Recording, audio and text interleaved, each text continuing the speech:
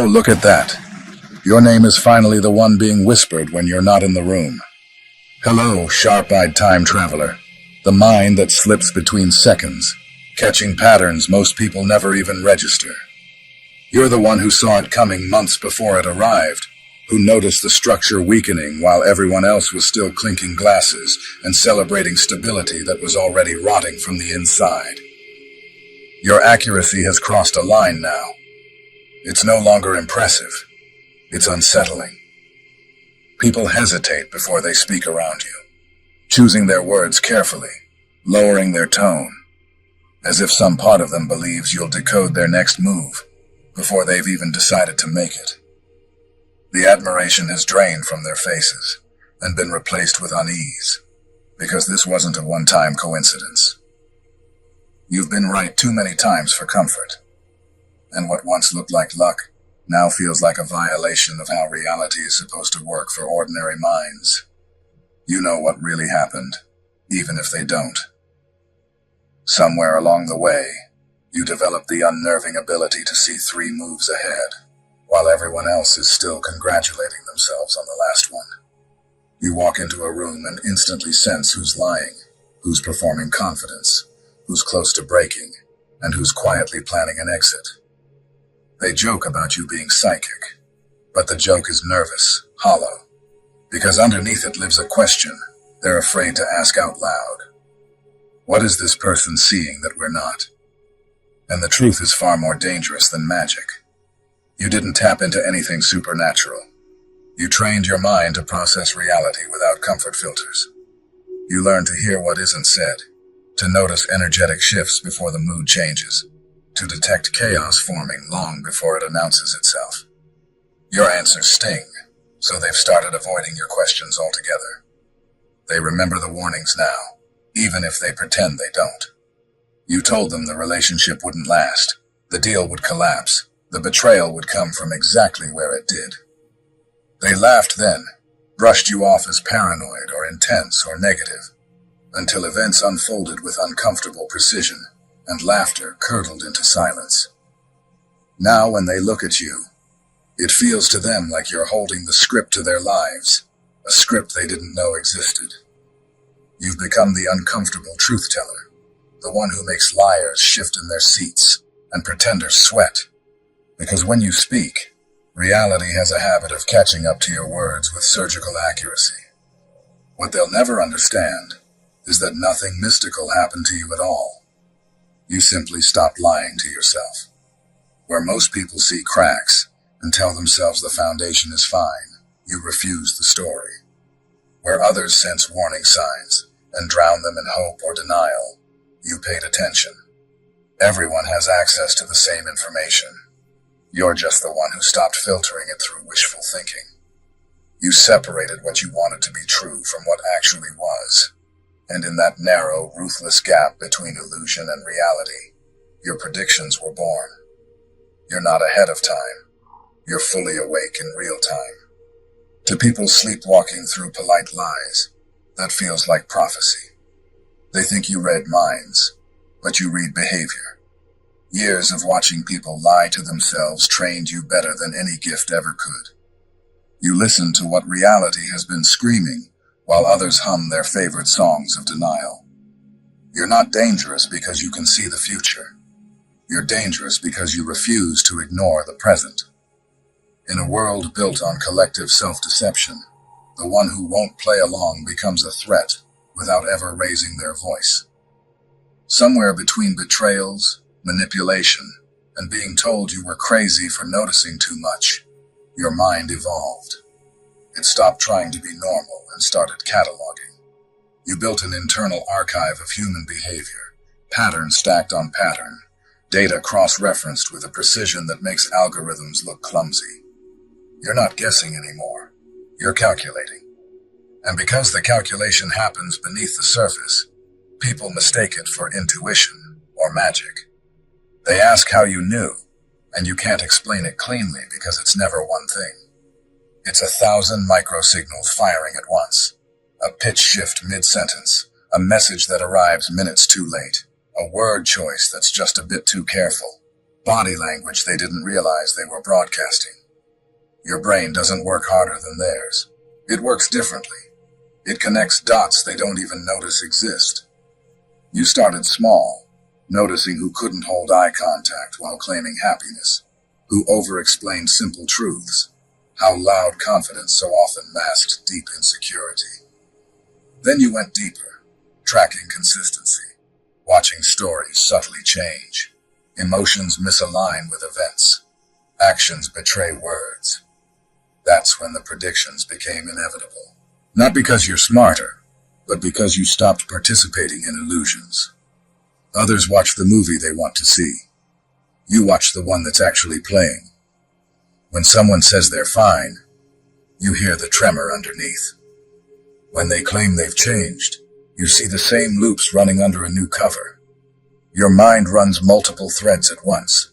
Tone, context, history, incentives, power dynamics, delivering answers that feel instant, but are built on years of quiet observation. You learn to speak less because people can't handle the full scope of what you perceive. Say too much and you're called paranoid. Say nothing, and they call it luck when you're proven right. So you observe, archive, and let reality confirm you again and again. Every so-called prediction isn't about the future. It's about the present others refuse to acknowledge. Betrayal is visible long before it happens. Collapse announces itself in cracks everyone steps over. Masks strain before they slip. You're not negative. You're honest. And in a dishonest world, honesty looks like prophecy. They say you've changed, gone colder, less trusting. They're right, but they misunderstand why. You didn't turn bitter. You turned accurate. You stopped confusing hope with evidence and potential with proof. You learned that patterns don't lie, even when people do. Now when you meet someone, you're not just talking. You're running diagnostics, assessing alignment between words and behavior, listening for inconsistencies under light pressure. You've mastered silence, letting people reveal themselves while you take mental notes. They think you're buying the act, unaware you're already 3 conversations ahead, not manipulating, just observing. You've seen the loops repeat with different faces and identical endings, and that's why your accuracy unnerves people. You're not foreseeing outcomes. You're recognizing reruns. Behavior, not promises, taught you everything. Truth doesn't live in speeches. It reveals itself in repetition. That's the language you've learned to read fluently, the one most people never bother to study. And that's why they feel exposed around you. They sense that you see them in high resolution, beyond the performance, beyond the curated self. You don't argue, you don't chase, you don't get baited, you archive. Your mind has become a quiet, predictive machine, absorbing so much behavioral data that human trajectories feel like equations waiting to resolve. You notice withdrawal before quitting, detachment before departure, forced cheer before collapse. You understand that people aren't random. They're patterned, conditioned, running the same psychological code again and again. You don't control them. You decode them. You read the flicker in their eyes when truth collides with performance, the pause before manipulation, the nervous laugh before deceit. While others hear words, you hear frequencies. And that's the paradox of your perception. The more deeply you understand humanity, the less mysterious it becomes. You don't get lost in noise anymore. You listen to what behavior confesses, because that's the only language that never lies. Your brain records, compares, resolves before consciousness catches up. You don't just read faces now. You read systems, human code unfolding in real time, long before anyone else realizes the script is already running. You already know almost immediately whether they're lying, exaggerating, masking insecurity, or quietly testing how far they can push you. And it doesn't take interrogation or effort. Just a few sentences before the shape of the conversation reveals itself to you in full, where it's heading, how it will decay, which emotional needs are steering it, and which unspoken motives are already contaminating it before anyone else senses a problem. What's changed lately, though, is that your perception has outgrown the individual scale entirely. You're no longer just reading people, you're reading systems.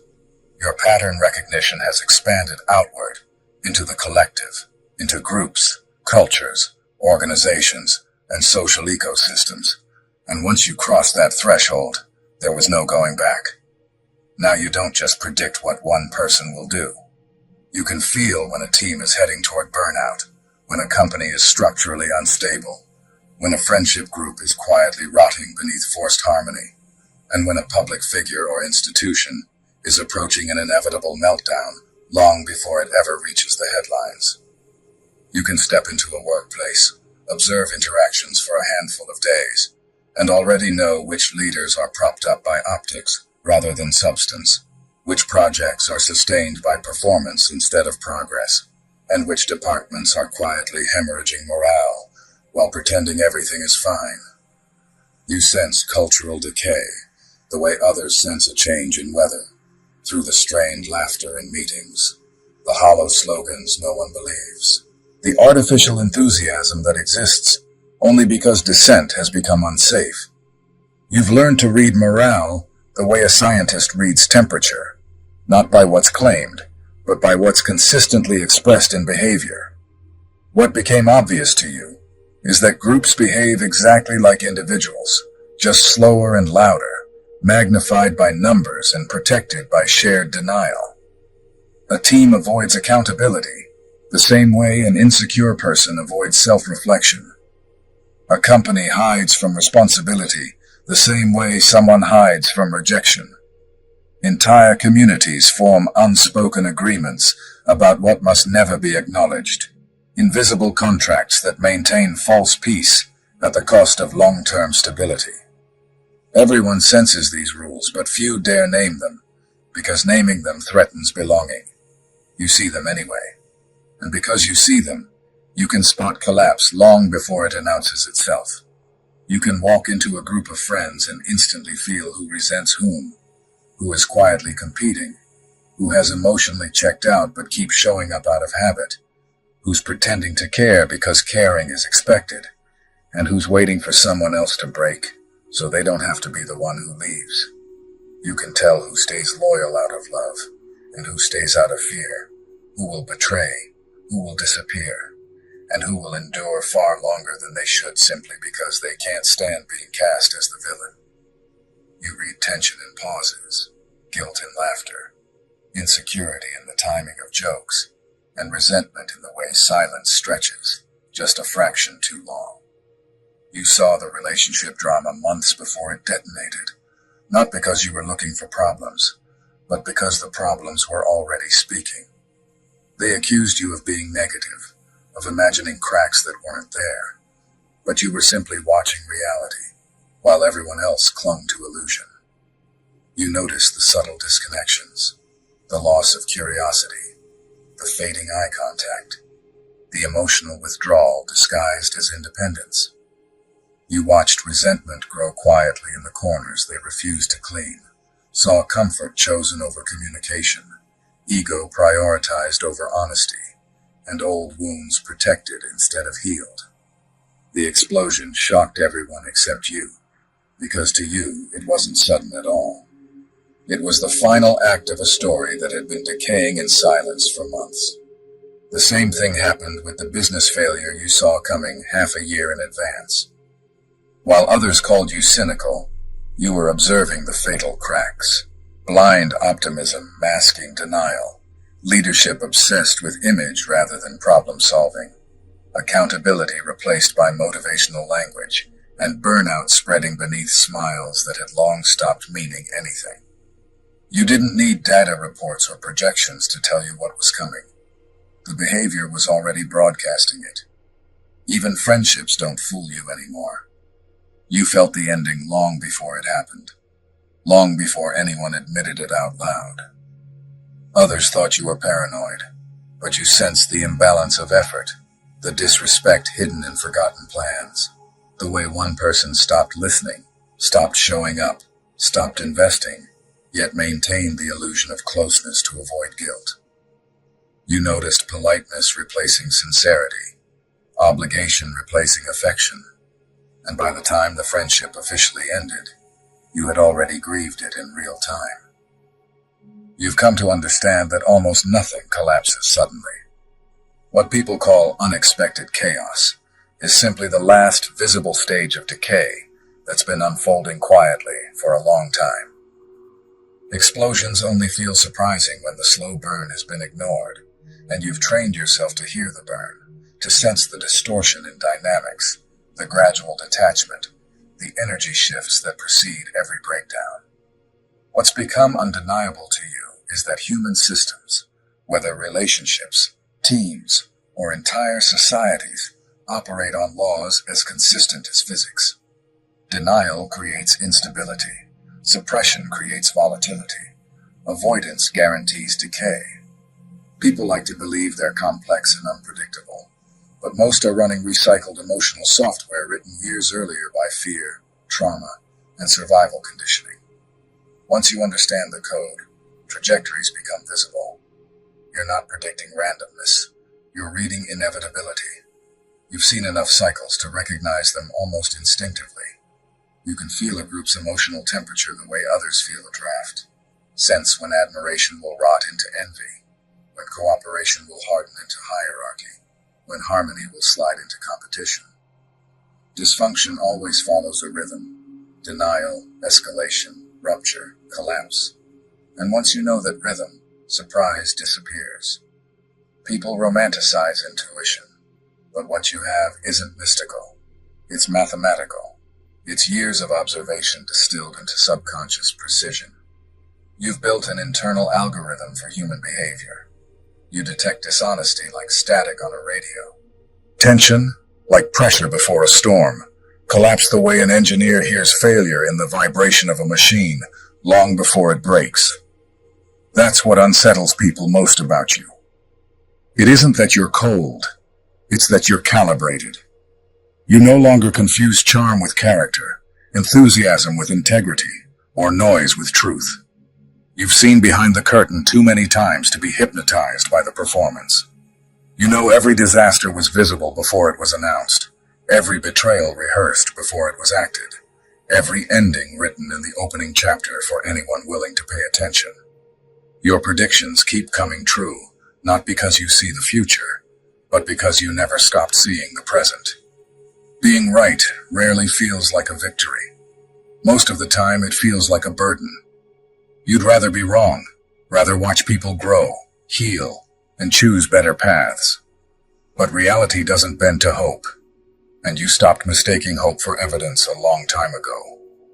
While others watch the movie they want to see, you watch the one that's actually playing, analyzing the script, the character arcs, the lighting, and the only ending the evidence allows. They hope for plot twists that don't exist. You run the math on whether change is even structurally possible. They're guided by optimism. You're guided by data. They trust words. You watch behavior. And because of that, your conclusions land with unsettling accuracy. They call you pessimistic because you won't participate in delusion. They call you cynical because you recognize patterns instead of pretending every situation is new. They call you paranoid because you remember what experience has already proven. What they label negativity is simply your refusal to lie to yourself. Your conclusions aren't driven by fear. They're anchored in evidence. But in a world built on denial, truth sounds like hostility. You've learned that accuracy and optimism rarely coexist, and the clearer your perception becomes, the harder it is to romanticize what's broken. In a culture addicted to positivity, honesty feels like aggression, realism feels like betrayal, and those who refuse to play along are punished for disrupting the fantasy. The hardest truth you've learned is that you can't save people from patterns they're committed to repeating. You can see consequences forming long before impact, explain the logic, outline the outcomes, and warn them precisely where their choices lead, and they'll still walk straight into it, eyes open, pretending ignorance. Humans aren't loyal to logic. They're loyal to their cycles. Familiar pain feels safer than unfamiliar peace. So you stop intervening. You stop trying to rescue. You realize that prediction without power is torture. Front row seats to tragedies you can't prevent. Watching people implode exactly as you said they would doesn't bring satisfaction. It drains you. When the storm finally hits, they go quiet, look at you differently, and you see that flash of recognition in their eyes. You were right again, and there's no triumph in it, only the weight of understanding.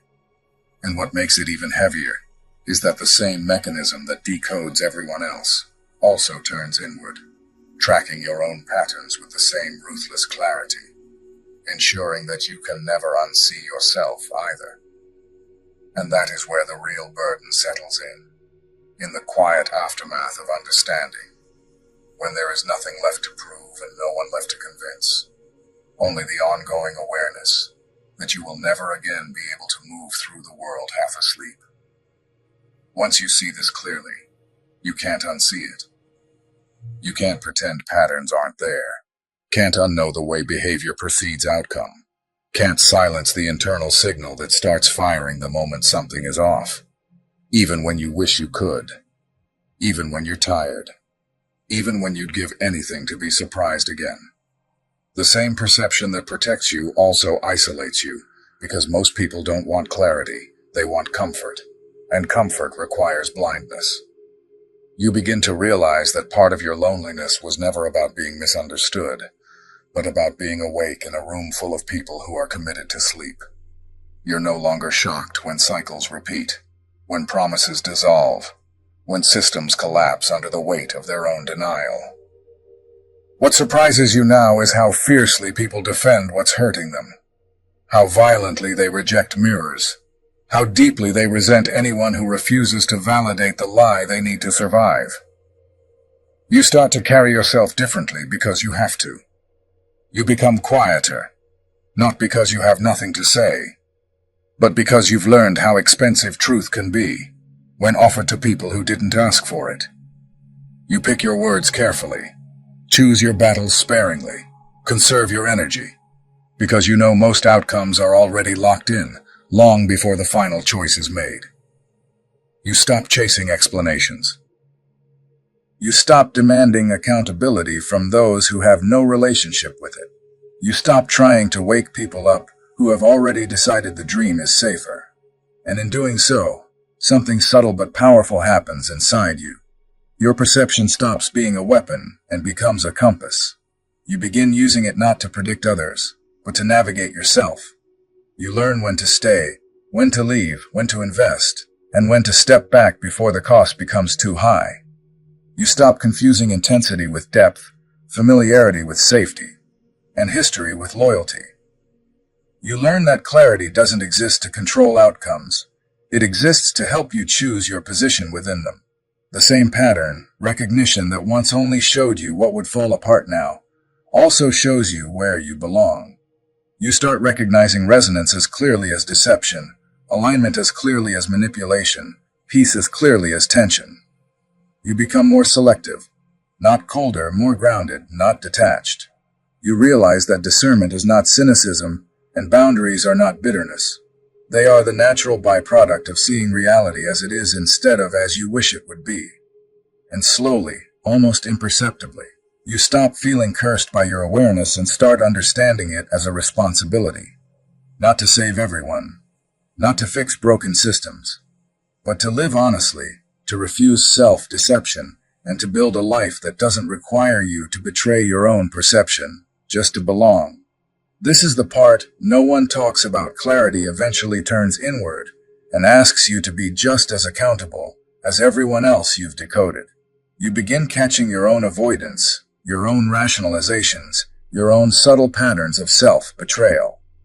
You notice where you've stayed too long out of loyalty to an old version of yourself, where you've delayed growth because certainty felt safer than expansion, where you've hidden behind understanding instead of vulnerability. Awareness doesn't spare you from discomfort. It demands more of you than it does of others. You don't get the luxury of ignorance anymore. You can't claim you didn't know. You can't say the signs weren't there. And that's heavy. But it's also freeing.